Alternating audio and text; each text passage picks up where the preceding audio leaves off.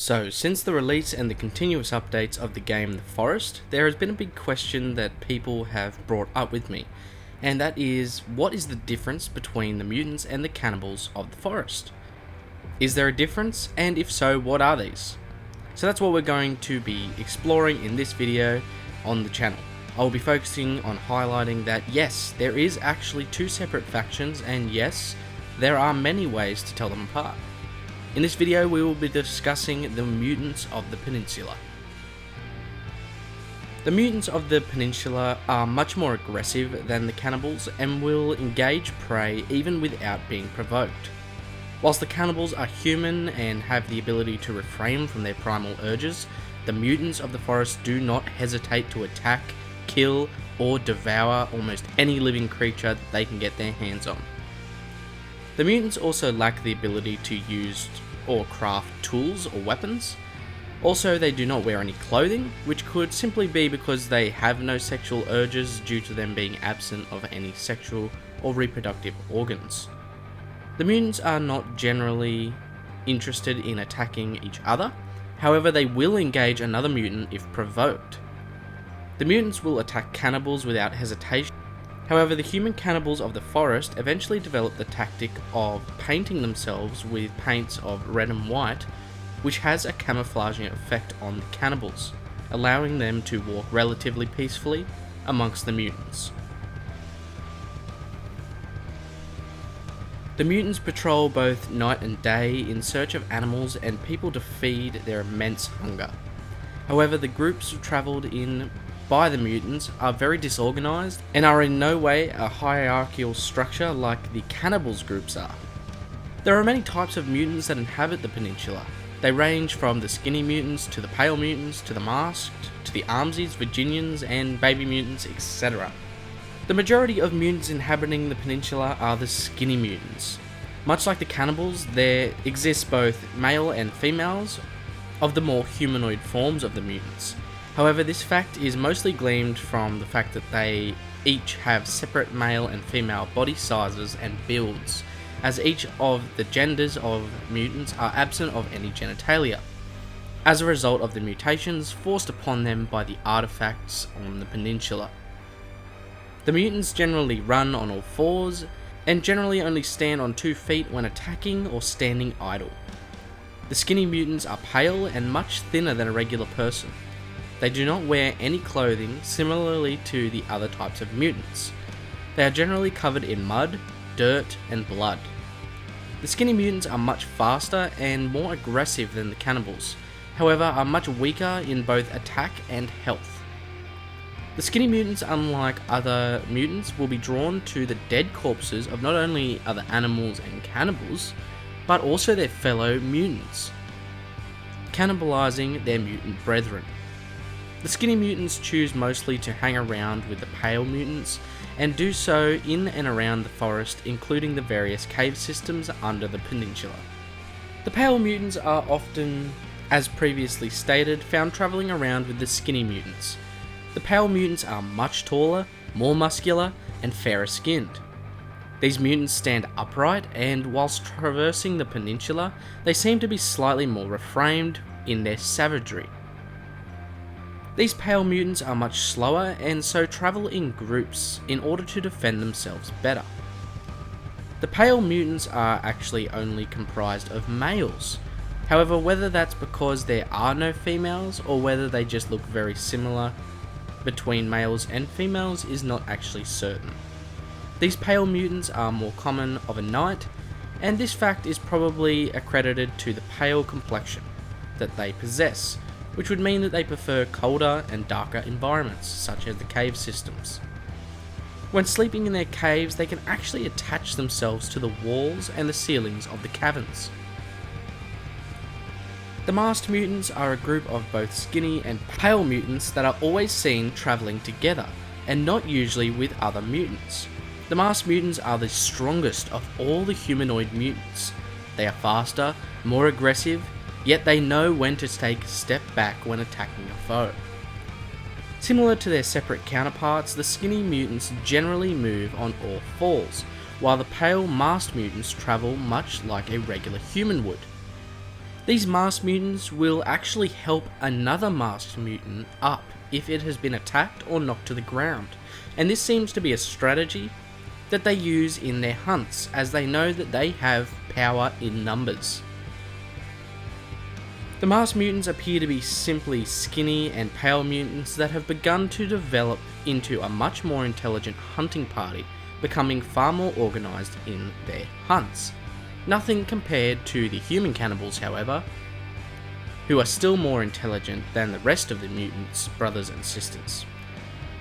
They appear to be battle hardened, as they may have acquired their many skills and tactics from many kills under each member, and wear the skin mask made from their victims as a sort of warning or a sign of danger to other mutants and other enemies to signify their battle prowess. The Armsy is a type of mutant that is far from humanoid. Don't get me wrong, it does possess some human-like qualities like human skin and to some extent arms. However, it is one mutant that has suffered massive biological and physical changes. There are two variants of this creature, the skin-coloured Armsy and a rarer blue-hued variant, which is much faster and stronger, however prefers darkness and night, similarly to the pale mutants. The Armsy is one of the tallest mutants and possesses great physical strength, which allows it to throw a person across the length of a room and kill them in only 3 powerful body strikes. With its immense weight, it can also crush a cannibal with ease.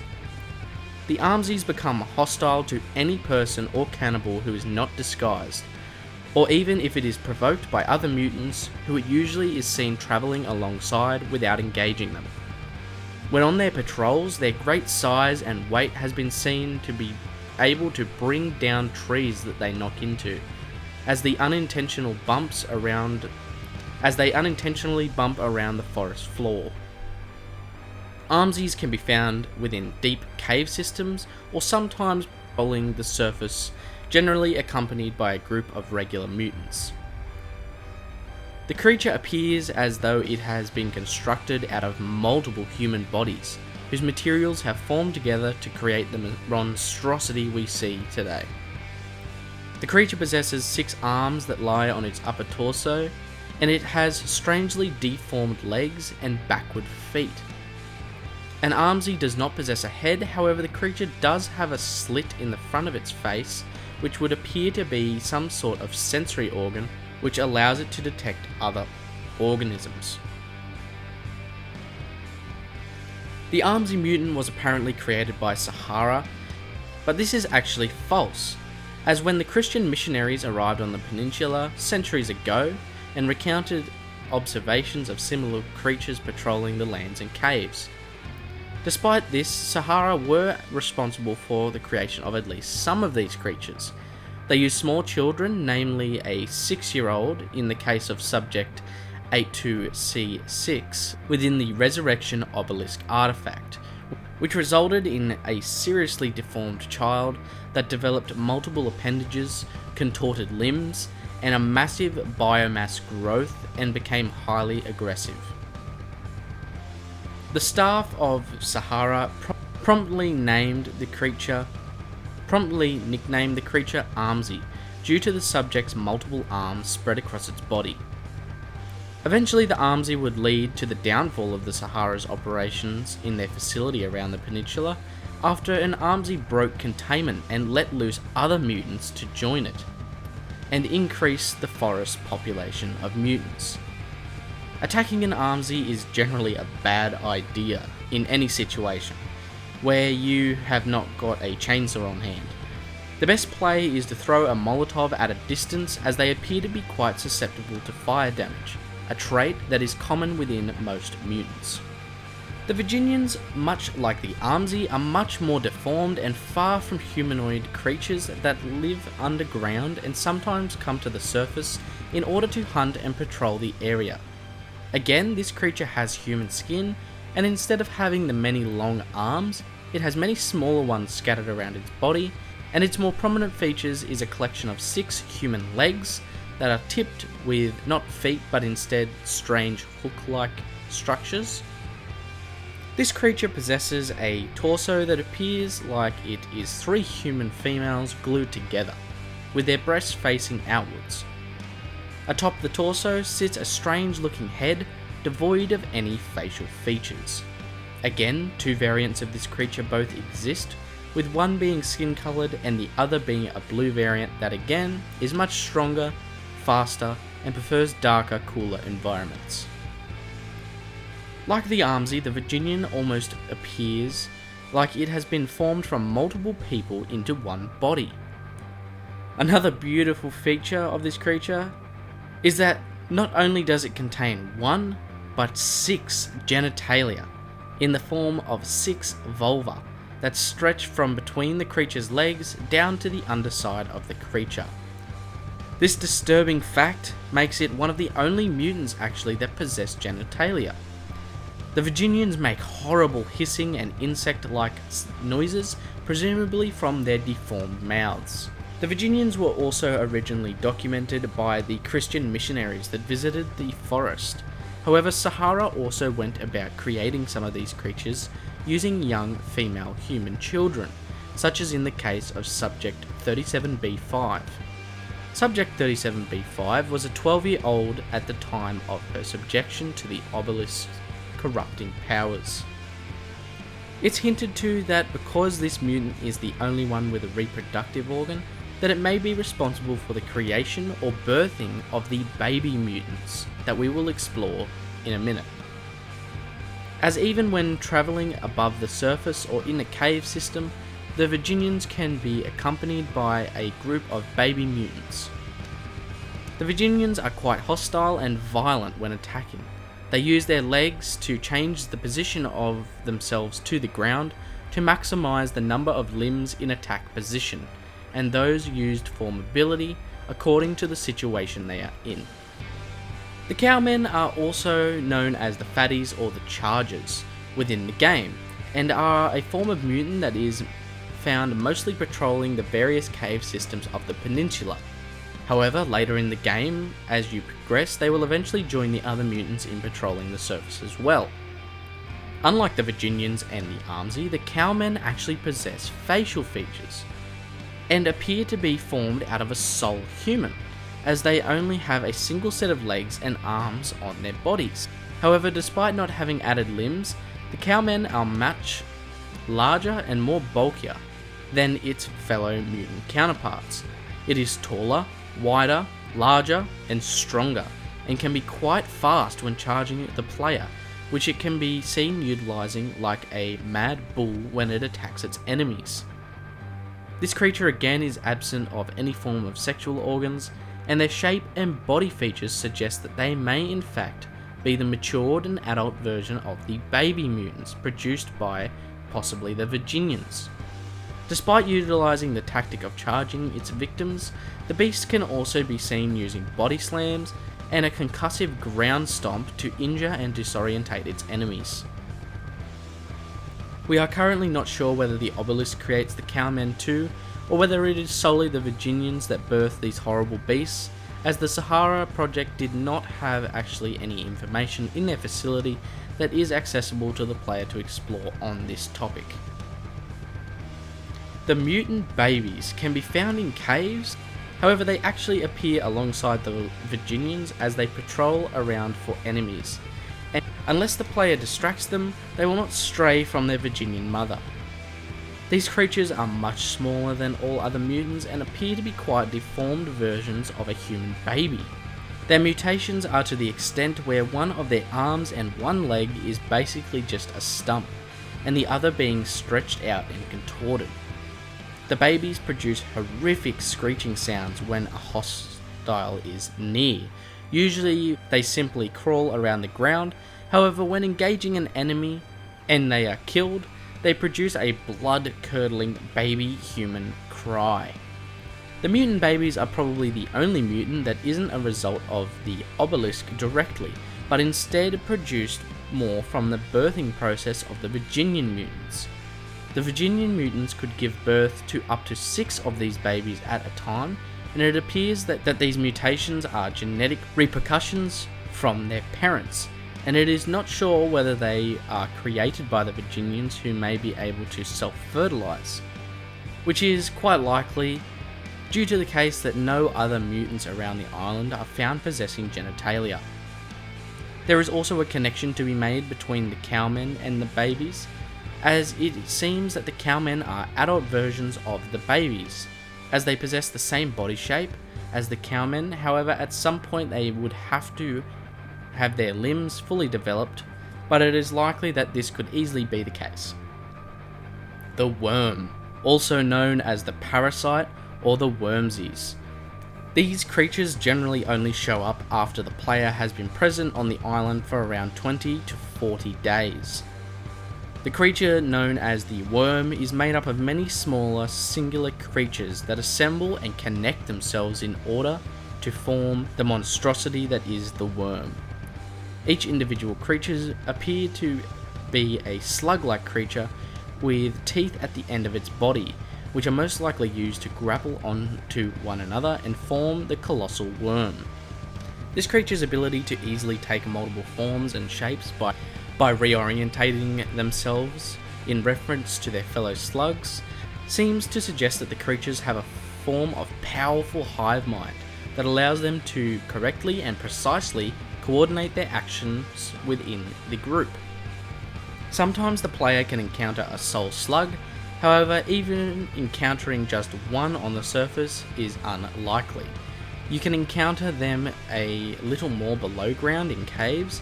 However, again, the chances are far and few between. When the worm does spawn though, it does so in spectacular fashion. After encountering an enemy such as the player, the slugs will quickly act to form into one of many different forms that it can take, some of which can be standing on top of one another, forming two arms and a single leg on the ground, or with two legs on the ground, which is specifically used to move with great speed towards an enemy. The worm forming process can result in numerous trees being knocked down as the creature uses great force to rapidly build the worm's collective structure. The worm also has the ability to rapidly multiply and duplicate in order to increase their numbers, if only a couple exist at any one time. This means that even if there are only a few, the slugs can form a worm as quickly as possible. After the ending to the game, the creature can also spawn once the cutscene has completed and the player returns to the main map. The slugs can actually be found in the Sahara facility, specifically within the medical facilities, just before you enter the artifact room. However, we know nothing about these creatures, nothing about their origin, nothing about how they fit into the larger forest story. It is also notable to state that when encountering the end boss mutant above ground and successfully defeating it, it can sometimes spawn a slug, and how this relates to their creation is not certain, but it is possible that this is a bug, or it could actually be how the creature is created. However, I would think that, seeing as though after defeating the Megan boss, creature and not having a slug spawn would suggest that it is probably a bug. The slug, like the other mutants, appears to have human-like skin, but when forming into a single mass appear to gain the ability to withstand large amounts of damage. Their strength grows exponentially with each new link in their mutant chain. Whilst attacking the creature, certain segments of it can disengage from itself, and a new collection of worm can flank and attack the player from another angle whilst they are focused on the main mass. As stated previously, the worm can take many forms depending on its plan of attack, defense, or flee.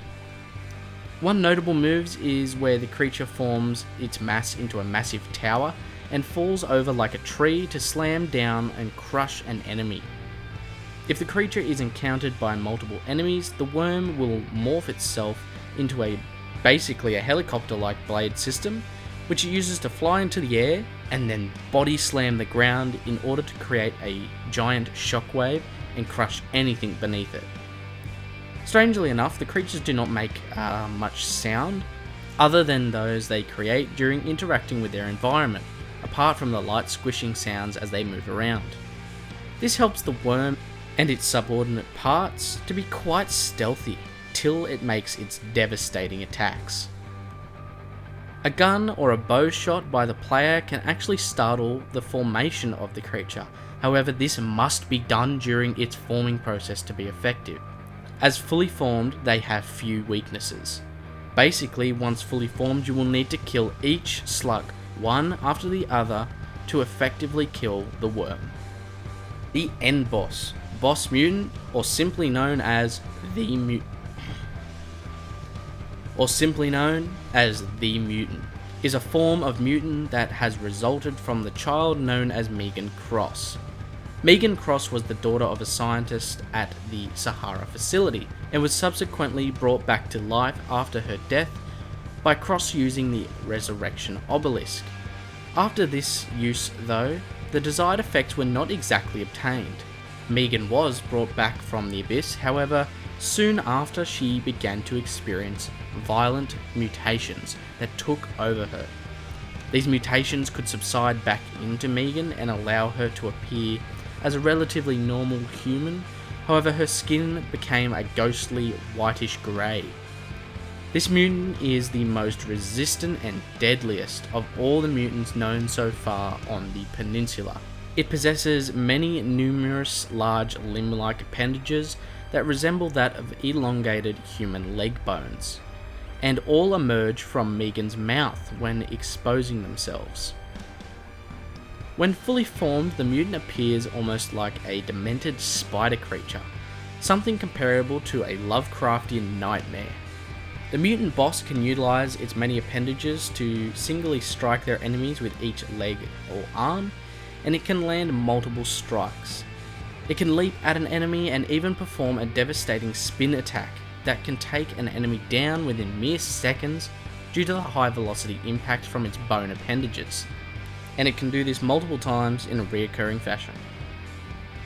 A strange feature of the mutant is that it can give birth to the baby mutants, similar as the Virginians do.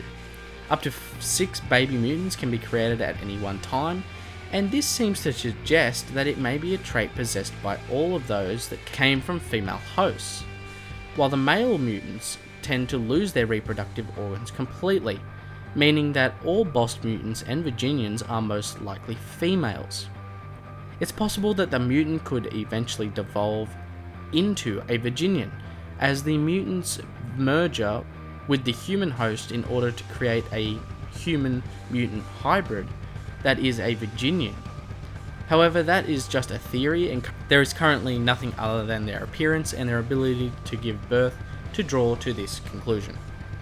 Eventually, after defeating the Megan mutant in the end of the game, and passing through the cutscene and returning to the Peninsula, the player can begin to encounter more mutant bosses. Their origins are not exactly certain, however they could have existed prior to Sahara's purchase of the Peninsula, or they could be a direct result of the Sahara's testing and genetic manipulation utilizing the resurrection obelisk. But there really is no way for us to tell for certain. If they are definitely destined to eventually evolve or devolve into a Virginian, then it is safe to say that these creatures are able to be formed naturally on the island before Sahara's interference. But that's basically it for this video, guys. What other videos would you guys like to see? If you have any other ideas or questions you would like answered, please meet me down in the comment section. If you did enjoy this video, please go leave a like and check out Attack Lauren Explained on Twitter and Discord. If you would like to support myself and the channel's content, you can become a patron and get access to behind the scenes and early content, and much more to come. I hope you guys did enjoy the video, and I'll talk to you guys in the next one.